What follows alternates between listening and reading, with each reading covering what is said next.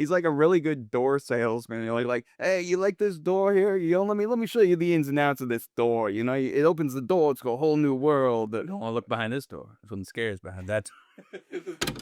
Hello and welcome to Cassette Take, where you can eject wherever you want, but please don't forget to rewind. I'm Ethan. And I'm Steve. And yes, guys, that is indeed Steve. You might remember him on the show a few different times here and there, whether it be for a horror visit, a fantasy visit, or just locally in your garage, just staring you down. Standing in a T-pose. No answers will be occurring there in regards to that. But Annmarie was not able to make it today. But Steven, what did we go see? We went to go see the sleeper hit horror movie, Weapons. Weapons, a new Zach Cregger joint brought to you by Warner Brothers, who has been on a really nice hot streak of original horror movies recently. No, really? Well, what was their last? Sinners was their... Really? Yeah. Oh, damn, that's 2 hits in a row. Yeah, well, no, not only that, but they actually recently broke a record. They've set a precedent just now where their last 6 releases all made $40 million or more on opening weekend. Really? And those in a row, 6 consecutive releases in a row doing that. And most of those were original movies. Oh, cinema is not dead. No, Hollywood has an original idea once in a while. but we're here tonight to talk to you guys about the latest one in their little 6 movie adventure here. And yeah, Weapons. Steve, my gosh. This is going to be a non-spoiler, first off, right out of the gate. We'll go into spoilers a little later. But right out of the gate, Steven, your non-spoiler thoughts about the movie. What a movie. I gotta say, it felt like a couple of movies throughout the parts, but what a movie. Is that Cregger's brand? I went into this blind, only watching one trailer. And I think that's kind of the best experience because I felt like it was a sucker punch to the left and to the right every 15 minutes in the movie. It felt like there was a tension built, and it was just unexpected left turn after right turn after left turn in this entire movie. Yeah, I mean, a little zigzag in there, you know. Okay, dancing. Yeah, nice little horror tango we have going on here. But it is just so incredible how Cregger is able to utilize suspense. I mean, there's a lot of movies that do suspense really well. But I think no one does it like him. He really creates a very specific signature atmosphere and just builds on top of it. And again, with his genre bouncing, you know, like his little zigzags here and there, it really kind of throws you off your game, even when you think like, oh, this is where the jump scare is going to happen. It's like, no, we're gonna let you do something else here. But there it is. I mean, I love horror movies. Like I marathon Scream movies like last year, and Halloween is like probably the best time for a movie marathon for me. But even I got scared. I was like, this is tense. My heart was pumping. Yeah.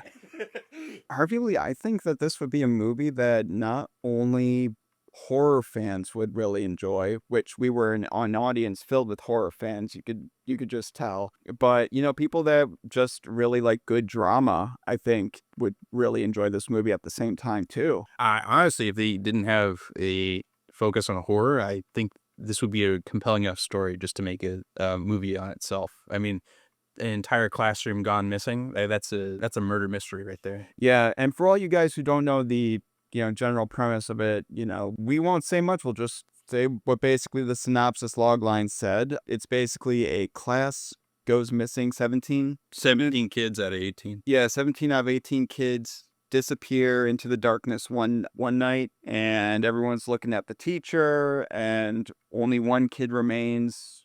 A lot going on there, a lot of fallout, but it all kind of unravels from there. But I gotta say, one of the movies I was not expecting to compare this to was Pulp Fiction. Oh, really? Yeah, you know, just the style of it all with how it's told. You know, when you read a book and it's just kind of like, hey, you know, we'll start like the chapter is one of the characters' names, and it's like told mainly from their perspective. Then it jumps to the next chapter, which is someone else's name. So you get like their perspective of it. It was skipping around in the story a lot, which was a little jarring, and you know, part of the reason why it was kind of the zigzag storyline. But honestly, it was really refreshing in a horror movie because you're given parts of the story at different spots, and then you're kind of thrown into a different spot of like, oh God, that's what happened.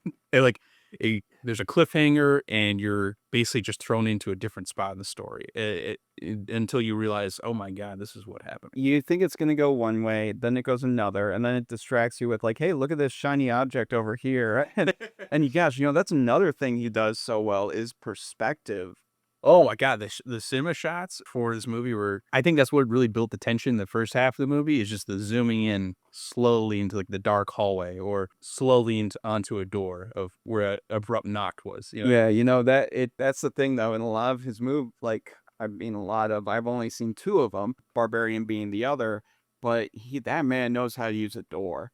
Like all different angles of a door, and just like the certain angle. He's like a really good door salesman. You're like, hey, you like this door here? Let me show you the ins and outs of this door. It opens the door to a whole new world. Don't want to look behind this door. Something scares behind that. We don't talk about that door. Hey, look at this door. Sometimes it creep open at night, and I don't want to close it, but I really feel like I need to close it. So he likes doors. I mean, he just really has that great capability of maneuvering a camera on the door. There was like a shot in the movie where, again, won't give too much away yet, but the camera was kind of rigged to the door, and you kind of know what's going to be revealed in just a moment, but like really quick juddering back and forth of this door trying to be open with the camera rigged to it, like, and as it's gradually but aggressively revealing something, you don't really get too much of that, with that horror element. Usually with a door reveal, it's always slow. It's always a gradual, slow revealing. With this movie, yes, you do have that, but they had like that really cool shot where the camera's rigged to the door and it's like aggressive back and forth, and when it's finally yanked open, you kind of see the rest of it, and it's just like, oh, that was so chef's kiss, horror chef's kiss. You know what I really love about this movie is that right after there's an intense moment of like a jump scare or like, a subversion of your expectation, it's always just like a little one-liner to break the tension of like a character saying something outwardly funny right after a jump scare. Just, I don't want to spoil it, but it was from Josh Brolin. I was like, that is the funniest line I've ever heard. Yeah, I was like, we talking about. There is a decent amount of comedy throughout this movie, and it takes some great actors to deliver that comedy. I mean, you have Julia Gardner, who was recently in Fantastic Four as the Silver Surfer in this movie. She's really her and Pedro Pascal have really taken over the theater these past couple of months. And I gotta say, between her, Jeff Brolin, and what's his name, Alden Ehrenreich, the guy that played Han Solo in Solo. Oh, that was him? Yeah, he was the one of the cops. I did not recognize him. It was the mustache. It threw me off. Mustache always sus. He kind of looked like Zach Efron from Great Beer Run or whatever. The Chicky Donahue character. That was actually a real story too. Yeah. The mustache throws it off. Never recognize him at all. Oh my God. But all these characters, all these actors portraying these characters gave great performances, and it's really interesting to see the dynamic dichotomy between horror and comedy, and how those actors and the director convey that to the audience at certain times. And like comedy, horror is all about timing. And like horror, comedy just needs like the right music to kind of get you into it sometimes. I think that's like I'm kind of paraphrasing something Jordan Peele said a while back, but it was something along those lines. It's funny you said that, because I was actually thinking a lot of the time there's lines that are delivered by the actors that are deadpan, but depending on the scene, it can be a very funny, awkward moment or very tense, awkward moment where like one of the characters isn't given a lot of emotion. But like in one of the scenes, the cop was talking to his boss about like going to a dinner or something. And the guy said like, I'm just giving you shit, which was it was pretty funny. But in other scenes where there was like a lack of emotion from intentionally from the actor, of like, it was like building suspense for the scene of like, this is the same sort of tone of emotion, but it's doing two different things for the story. And I think that's kind of funny. I gotta say, the audience we were with got into both ends of it too. Like, the only ones laughing our butts off, but also like jumping to everything. It was honestly one of my favorite communal theater experiences I've had in a very long time. My favorite part was the guy who yelled, "Oh, hell no." It's like, you want to fill some stereotypes. I mean, I was right there with him though. Because you see certain characters doing certain things. It's like in the context of the story with them figuring out this, what's going on here.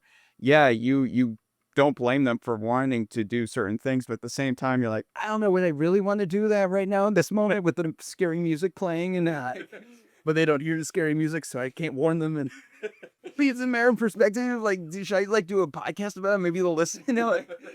It was so much fun to have that whole, and the theater was packed too. So Yeah, I mean, better. Wednesday night, I was kind of surprised. This movie came out this last weekend. Yeah, this last Thursday. Yeah, it's filling up the theaters for the $5 Wednesdays. So Basically made a profit after its first opening weekend.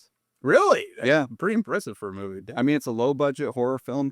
The thing that's like throwing me off with how much it's making is it's an original movie. Yeah, So I mean, don't get me complaining about this. Like, I love that. Like, Sinners had something similar. It was an original movie, but that also had Ryan Coogler behind it, and then it had like stars like Michael B. Jordan and Haley Steinfeld.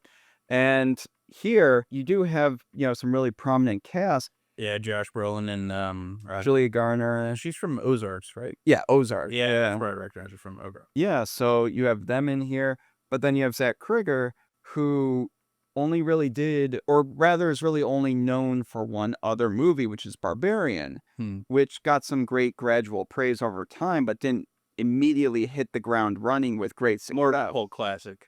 Yeah, so I mean, it was definitely one of those word of mouth kind of spreads to really get that one out there, but it's just incredible with how much money this movie's making in such a short period of time, and I'm so happy for it. I feel like there's not a lot of promotions for this movie. I feel like Oh, really?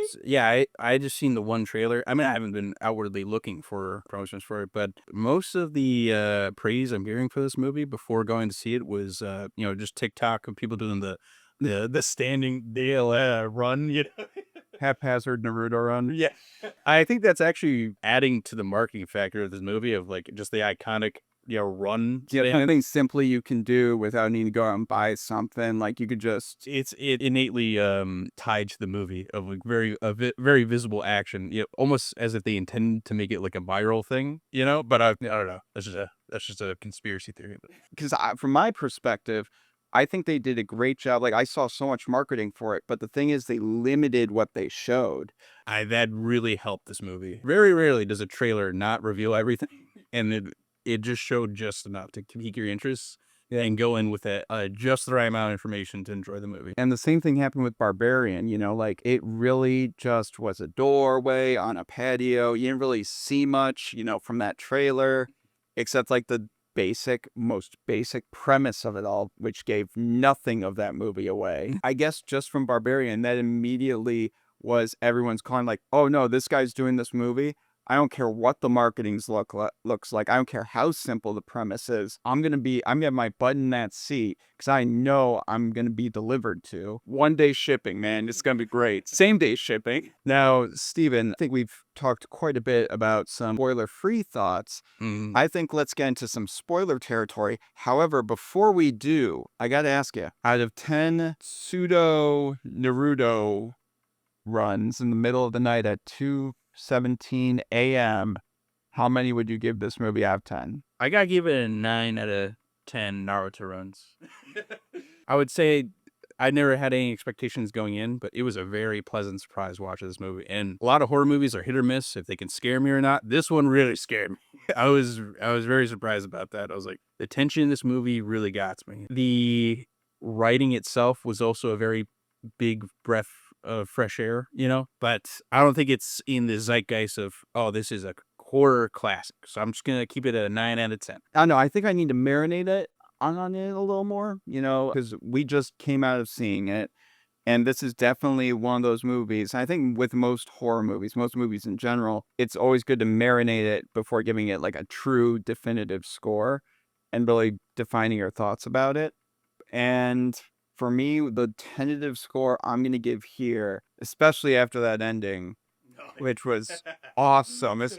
It pays off in dividends. I really want to talk about it in the spoiler section. Yes, you do. I do. We all do. You've seen the movie. But I got to give this movie just like a really good 9.5 out of 10. Really? Only critique I would say when I was watching this movie, like what the runtime is, what, 2 hours and 9 minutes? It felt like a good chunk of time, I would say. Yeah, it felt like almost a 3 hour movie. Yeah, there was a lot of cuts in this movie I think that got taken out of the movie, but I think it's just more exposition than anything. You know, the way it's shot where it's like lingering and all that. But then again, you know, I go back to, I think about Barbarian, and like that was also an hour or 2 hour movie as well. And it felt much longer. Mhm. You know, I remember pausing the movie. I was watching it at home, and I paused the movie. I thought like I was 3/4 of the way there. And it's just like, oh, wait, I'm barely even halfway there. Like, what? Well, your first problem is pausing a horror movie. I gotta take a visit every now and then to the Church of Latter-day Saints. So I mean, Sure. all right, when doing it all. Yeah, no, I gotta give it 9.5 out of 10. Steven, you gave it a 9. Yeah, that's higher than I thought you would put it, but I respect it. All right. Yeah, no, I liked it quite a bit. I recommend you go see it, whether you're a horror fan or not. Truly a sight to behold. I think if you like just simply comedy too, you would really get a good kick out of the movie. And also, just telling you right now, it's not one to take the kiddies to, ironically. Yeah, I was worried that this was gonna be a thriller. It's not a thriller. It's In some well, yes, but it definitely goes into horror. If you're worried it's not scary enough, it's scary. Oh yeah. Yeah, guys, those are our thoughts about our spoiler-free thoughts about Weapon, Zach Cregger's latest big, obvious already box office hit. Those are our takes on it. Let us know your takes on our tapes in those comments down below. Let us know what you think about it. Are you excited to go see it? Or have you already seen it? Do you think that this movie's just going to keep growing and growing and growing? More word of mouth is going to spread to the point where we're all going to be gone and there's only going to be one of us left, not in the theater? I mean, I want to be that guy, not in the theater. I'm running to the theater with my arms. arms open. But guys, again, let us know your takes on our tapes in those comments down below. And with that, Steven, I think it's about time we go into spoilers. I think so too, man. All right, guys. So if you have not seen Weapons, please do eject at this point into the podcast. If you have not seen the movie, but you're still wanting to listen to our interesting, adorable, wonderful, manly voices, I mean, you're weird. You're weird for wanting to listen to spoilers for a movie you haven't seen. Go watch the movie. Enjoy yourself. Don't be a weirdo. Now it's spoiler time. And Steve, what would you like to begin with? And let's say the ending. The ending, very Ferris Bueller. So I leaned over to Ethan in the movie theater as the grandma or weird witch aunt was running through the backyards and through people's houses. Or this is a weird cut of Ferris Bueller's Day Off. That ending was bloody and gruesome. oh yeah, I mean Gladys was most certainly not glad with her ass there at the end. It was just just brutally torn apart. Again, you said Fierce Bueller's Day Off. Oh yeah, down to the point like where the fences are coming down, running through people's houses. There, you know, the thing that really got me, and I don't think everyone was already laughing at everything else that they were probably worn down from it, but I was just laughing my butt off, was when it was like the last bit of that whole chase scene where the door is wide open, but like all the kids, there's maybe a couple that come out that front door, but a majority of them jump out the window, spraying the glass, even though the door is already open. They're like heat-seeking missiles, man. It's distance to target. That's where it was. True. But just the point, like, I can understand if the door wasn't open, like that would kind of make sense. Like the kids thrusting themselves through the door and everything. They can churn too. We've seen they churn. That whole theater, you and I, everyone was just laughing our butts off. Oh my god. And I think that's kind of, again, going back to that whole idea of the dichotomy of comedy and horror, is that idea of comedy is almost like a reward for going through the horror. And I felt that too, yeah. That one of my favorite scenes is when after Josh Brolin's character has a dream, he literally just wakes up in his bed and she yells, "Fuck!" Which is complete silence. He just feels fucked right after. I mean, again, the ending is very satisfying within itself. So, like that Josh Brolin scene, it's microcosm for that whole sequence of what it all is. It's just you go through some suspense horror, like of him talking to his kid, looking him right in the eyes, and he eventually gets that jump scare that comes out of nowhere. And then it cuts you like, fuck. And again, it's the reward. It's our little cookie at the end after we put our hand and reach for the jar. So the fact that they really went into that and really delivered the cookies at the end of the movie, I don't think I've been this satisfied with an ending in Oh a yeah. while. Oh my God. They really wanted you to hate that character. From Alex's perspective, it just like, oh my God, what a trooper Alex was. I would be scarred to death if I was that kid. You're basically held hostage and have to act like everything's normal for like 2 months. Oh my God. It's one thing to get the audience to hate the villain. It's another for them to feel satisfied with, them getting their comeuppance. Oh yeah. Again, I don't think I've been this satisfied with a villain's end game than here. It just is everything you want for someone like that. And maybe it's not the way that Superman would have handled it. But, what do you expect when you walk into a horror movie? I got a question for you. How many classmates of like third grade children could you survive without getting torn apart? Well, the old lady was 17, so that's like a baseline. All right. Well, I mean, am I an elderly folk walking through This is like the gorilla versus 100 men debate. All right. old magic wench versus 17 kids? But she has magic. That's the real kicker. No, the kicker is the kids literally using her as a kickball. Throughout the movie, it really did have that constant pattern of comedy, horror, comedy, horror. Another great scene is when the junkie James is like rummaging through the house and he's like going up to the TV and like looking through their DVDs. This kind of struck home for me. He literally just grabs a copy of Willow and says, "Fuck yeah!" The physical media lover inside me is like, "Yeah, fuck yeah, Willow." I was right there with you. Hence one of the reasons why we're called Cassette Take. Our love for physical media never dies. The druggie character, he was a big comedy relief for the movie. Yeah, and honestly, my favorite part of his was his last part. Just when he's being possessed. I could do this all day. Boy, will you go down? Stay down, man. And I just love, you just keep getting up, and Josh Brolin is just constantly fighting him. What drives it home is he played Thanos. And the thing is, it kept going. Just when you thought it's like, okay, it's done. It's like they kept going and really leaned into it. It almost reminded me, if I were to equivalent it to the pace of delivering certain aspects of it, Naked Gun. I would say the Naked Gun, because the Naked Gun is rapid fire with comedy. This movie is rapid fire with the great pattern of comedy and horror.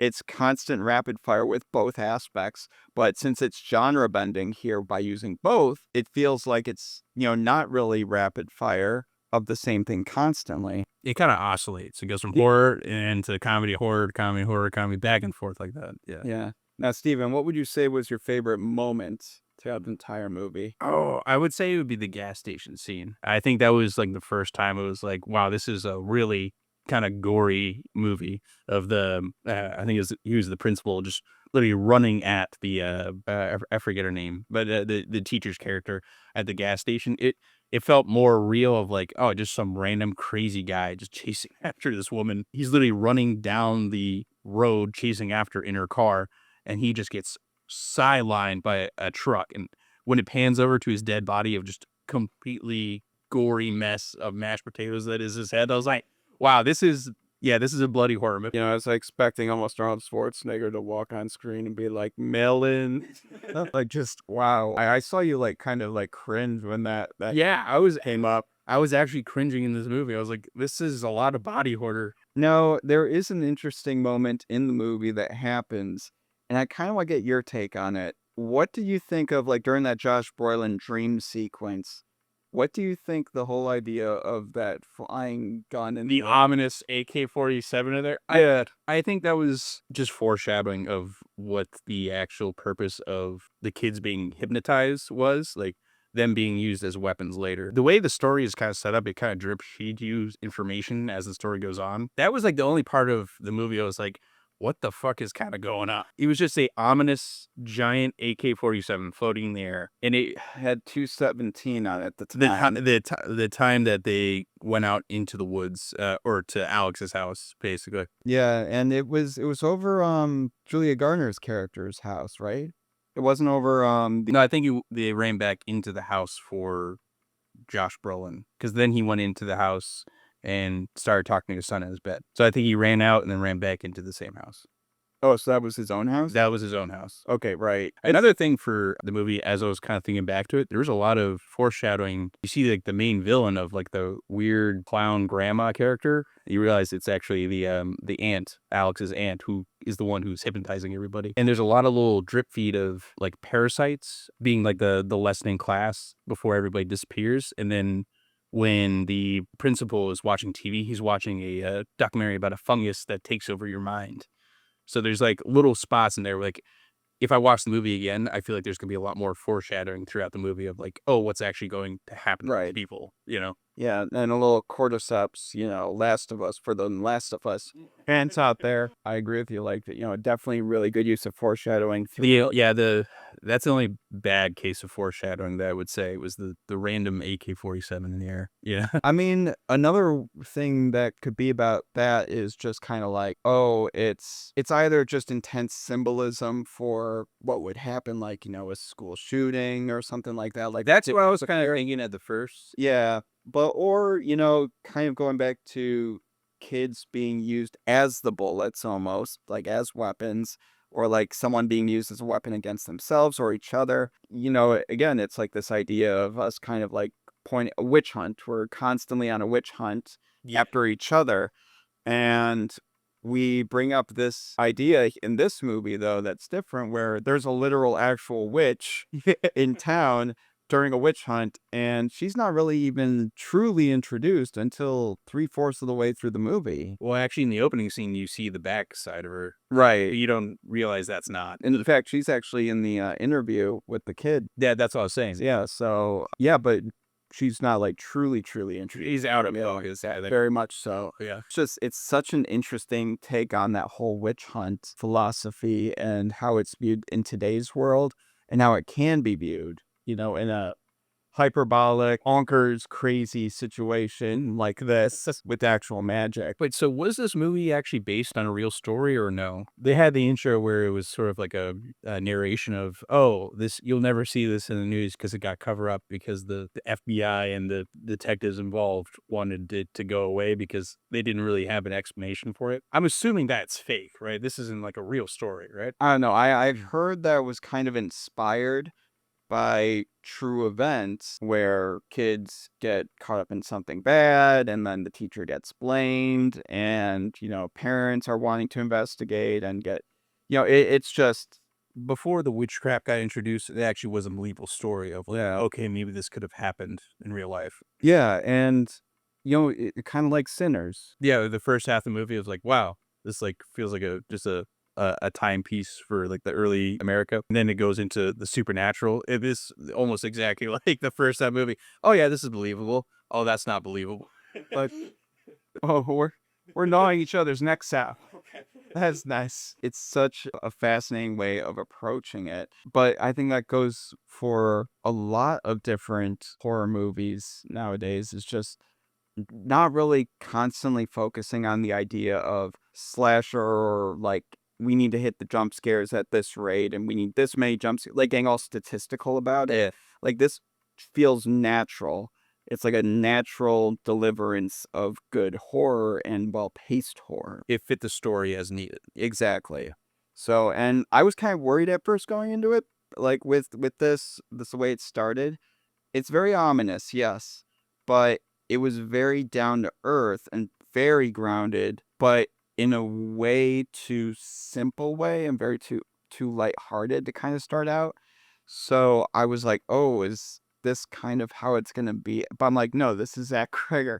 We're in for something good." And so once it starts hitting, you're just like, "Okay, yeah, nope, that makes sense. Yeah, in the beginning, I thought it was going to be more of a slasher film with following the teacher's perspective because of, her being stalked and the random empty door knocks at her front door. I was like, oh, okay, so this is the intro to like a Scream kind of movie. But no, You know who I thought was gonna be more involved in the movie and might have had their own like little character section? Donna, on and off girlfriend of the police officer. oh yeah, she had like a really first big jump scare in the in one of the scenes where she's following the teacher and just really grabs behind her. And then just cuts away to the next thing, and then also she's brought back later on, as just again, her being this guy's significant other and they're trying to get pregnant. There's this pregnancy subplot Yeah. that is brought up, and It's context of why she attacks the teacher. Yeah. yeah, and then also just like him trying to impress the dad, who's also his boss at the police station, chief of police. And you kind of think like, you know what, Donna's a sleeping, she's the black sheep. She's just the sleeper in this whole thing, and she's gonna be brought back as maybe like the penultimate character. No, they never really go back to her. I feel like there was quite a lot of minutes that were cut out of this movie. I feel like there was a lot of different shots and context from different perspectives that they had to cut to make pace for the movie. I thought Donna was gonna be the witch. It's funny because I feel like her scene actually not rhymes, but also kind of was a precursor to the attack later from the principal, because it's literally in the same spot and she's literally getting chased through the same liquor store. I think that was a different time though, right? It was 2 separate times she was at the liquor store. Also, come on, man. There's like 3 times this week she was at the liquor store. Somebody's got a problem. I don't think it should be Don or whatever the cop's name in the AA meeting. I think it should be, Hey, he got his own needle. He probably. he kept getting stabbed. Oh my God, man. He 100% ate. Hey, another sense of foreshadowing, like, being stabbed in the face. For AIDS? No, no, no, like the stabbing of him in the face with the needles. Oh, with the forks. Oh, yeah, that's it. Yeah. There's a lot of facial horror in this movie. Yeah. Now I think about it. You know what I was kind of disappointed about? Was potato peeler scene. I feel like it wasn't as graphic as other scenes, but it was like, Really, that one, I think it down a bit. I feel like they didn't really focus on the gore on the face. It was it looked more like a red streak than anything else. Yeah, it did kind of look like a older fruit roll up. Yeah, it didn't really feel like the body horror that we saw previously in the movie. But then again, have you ever taken a potato skinner to someone's face before? No, not personally. No, I've heard of people doing it though. Yeah, I know it got no. We're used to in horror where it gets really crazy and very, outward and expositive with how they present that horror and that body gore.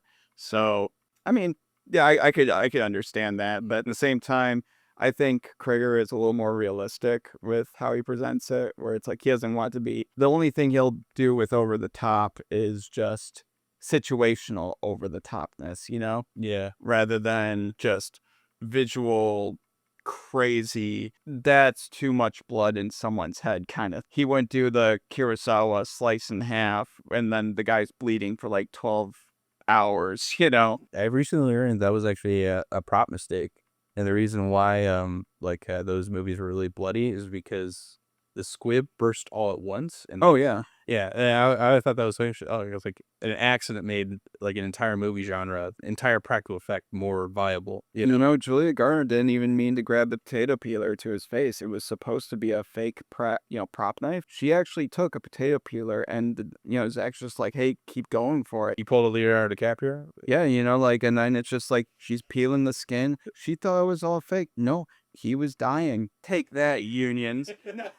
No, that is definitely not true. Do not have context and put it all over the internet. But guys, we want to hear from you. We want to hear your thoughts on weapons.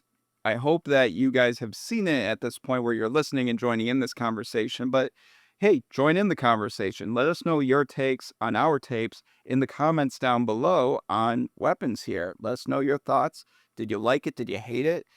What'd you think of that awesome ending? Do you think that this is a better horror movie than Sinners, or do you think Sinners is the better horror movie of 2025? Oh, I would say this is a really big sleeper hit, but I really enjoyed Sinners. I might need to sleep on it a bit, get up at 2:17 and think about it a little more, but I would say right now the way where I'm standing is I like Sinners more overall. I like it more as a movie, but not as more as a horror movie. I have to think about it, but right now, if someone were to ask me and I had to give them an answer, I would say Sinners. Yeah, I would agree with you. As just a movie, not like a particular genre, I would say Sinners, yeah. But guys, Again, let us know your takes on our tapes in the comments down below. Now, with that, Steve, I think that about wraps it here. Yeah, it's 2:17. We gotta head to the woods. Head to the woods, do a couple of witchy things here and there. But guys, thank you again for joining us on this episode of Cassette Take. We hope you haven't ejected thus far into the podcast. Whether you have or haven't, please don't forget to rewind. But before we go, I want to thank Steve for being here, filling in for Annmarie, who... Oh, yeah. She would have died in this movie. Oh, yeah. You guys know she does not love horror. You know, I will give her kudos, though, for sitting through Alien Romulus with me in Dolby. So, all those scares that came with the loud thuds and all that, were really emphasized. Granted, she had her hands covering her eyes through most of it. However, she did sit through it, and I will give her absolute kudos for that. Yeah, she couldn't make it through this one. Yeah, she would not make it through this one. No, guys, I've been Ethan. I've been Steve. And good night.